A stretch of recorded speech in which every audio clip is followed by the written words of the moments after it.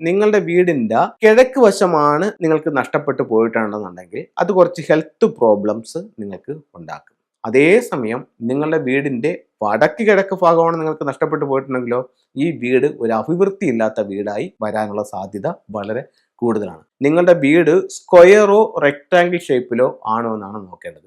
ഏതെങ്കിലും ഒരു ഭാഗം നഷ്ടപ്പെട്ടു പോവുകയോ ഏതെങ്കിലും ഒരു ഭാഗം പുറത്തേക്ക് ഇറങ്ങുകയോ ചെയ്തിട്ടുണ്ടെങ്കിൽ ഉറപ്പായിട്ടും നിങ്ങൾ വാസ്തുദോഷമുള്ളൊരു വീട്ടിലാണ് താമസിക്കുന്നത്. കന്നിമൂല ഭാഗം നിങ്ങൾക്ക് നഷ്ടപ്പെട്ടു പോയിട്ടുണ്ടെങ്കിൽ ഉറപ്പായിട്ടും നിങ്ങൾ അറിയാതെ നിങ്ങളുടെ കയ്യിൽ നിന്ന് നിങ്ങളുടെ പണം ചോർന്നുകൊണ്ടേ ഇരിക്കുന്നുണ്ടായിരിക്കും. അല്ലെങ്കിൽ എത്ര രൂപ നിങ്ങൾ കൊണ്ടുവച്ചാലും നിങ്ങളുടെ കയ്യിൽ നിന്ന് ആ പൈസ ചെലവായി പോയിക്കൊണ്ടേയിരിക്കും. ഏഷ്യ ലൈവ് ടിവിയിലെ ഫെങ്ഷു പ്രോഗ്രാമിലേക്ക് ഏവർക്കും സ്വാഗതം. ഇപ്പോൾ നമുക്കെല്ലാവർക്കും നമ്മുടെ വീടിന് വാസ്തുപരമായിട്ട് എന്തെങ്കിലും തകരാറുകളുണ്ടോ, വാസ്തുദോഷമുണ്ടോ എന്ന് സ്വയം തിരിച്ചറിയാനായിട്ട് ഏറ്റവും നല്ലൊരു മാർഗം എന്താണെന്ന് ചോദിച്ചു കഴിഞ്ഞാൽ നിങ്ങളുടെ വീടിൻ്റെ പുറത്തിറങ്ങുക. നിങ്ങളുടെ വീടിൻ്റെ 4 വശവും നിങ്ങളൊന്ന് കറങ്ങി നോക്കുക.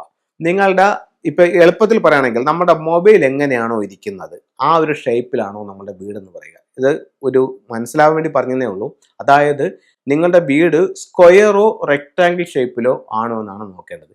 ഏതെങ്കിലും ഒരു ഭാഗം നഷ്ടപ്പെട്ടു പോവുകയോ ഏതെങ്കിലും ഒരു ഭാഗം പുറത്തേക്ക് ഇറങ്ങുകയോ ചെയ്തിട്ടുണ്ടെങ്കിൽ ഉറപ്പായിട്ടും നിങ്ങൾ വാസ്തുദോഷമുള്ളൊരു വീട്ടിലാണ് താമസിക്കുന്നത്.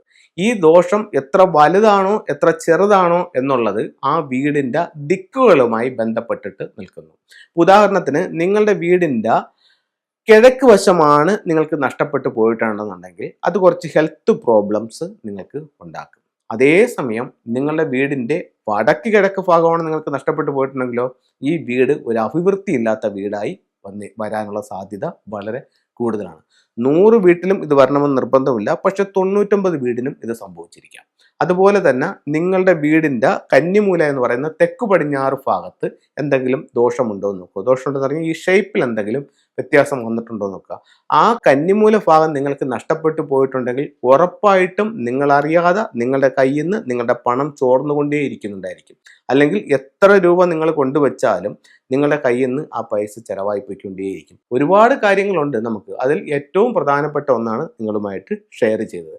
അങ്ങനെ അത്തരത്തിൽ എന്തെങ്കിലും ഒരു ദോഷമുണ്ടെങ്കിൽ ഉറപ്പായിട്ടും നിങ്ങളുടെ ആ ജീവിതത്തിൽ എവിടെയോ എന്തോ സാരമായ രീതിയിലുള്ള പ്രശ്നങ്ങൾ വരാനുള്ള സാധ്യതകളുണ്ട്. എൻ്റെ ജീവിതത്തിൽ എനിക്ക് മുന്നോട്ടുള്ള യാത്രയ്ക്ക് എൻ്റെ വീട് ഒരു തടസ്സമാവില്ല. വീടിൻ്റെ ഏതെങ്കിലും ഭാഗത്തുള്ള മിസ്സിങ്ങോ അല്ലെങ്കിൽ ഏതെങ്കിലും ഭാഗത്തുള്ള മറ്റു കാര്യങ്ങളോ കുഴികളോ അല്ലെങ്കിൽ ഒക്കെ എൻ്റെ മുന്നോട്ടുള്ള ജീവിതത്തിന് ഒരു തടസ്സമാകരുത്.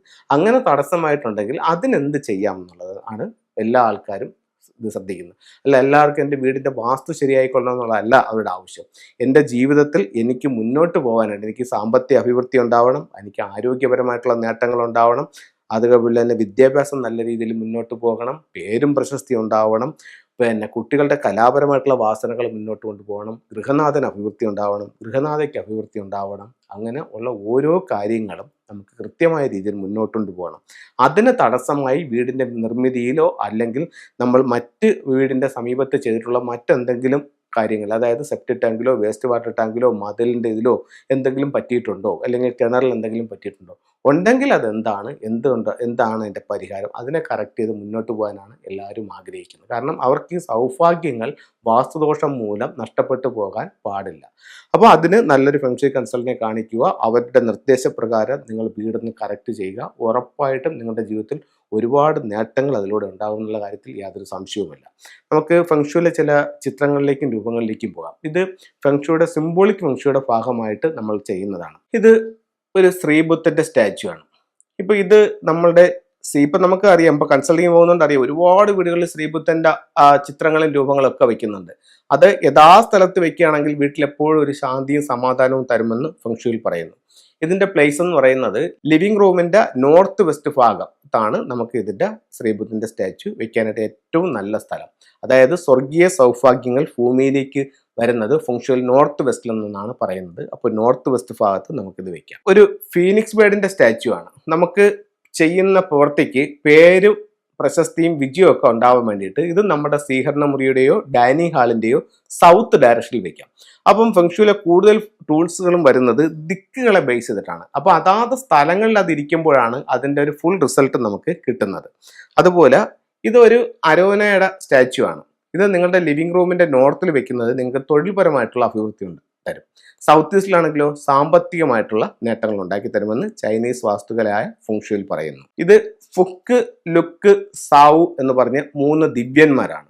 സന്തോഷത്തെയും സമ്പത്തിനെയും ദീർഘായുസിനെയുമാണ് ഇവർ സൂചിപ്പിക്കുന്നത്. ഇത് എവിടെ പ്ലേസ് ചെയ്യുമെന്ന് പറഞ്ഞാൽ നമ്മളുടെ ഡൈനിങ് ഹാളിന്റെ നോർത്ത് വെസ്റ്റ് ഭാഗത്ത് വെക്കുന്നത് ഏറ്റവും ഉത്തമമായിട്ട് ഫെങ്ഷുയിൽ കണക്കാക്കുന്നു.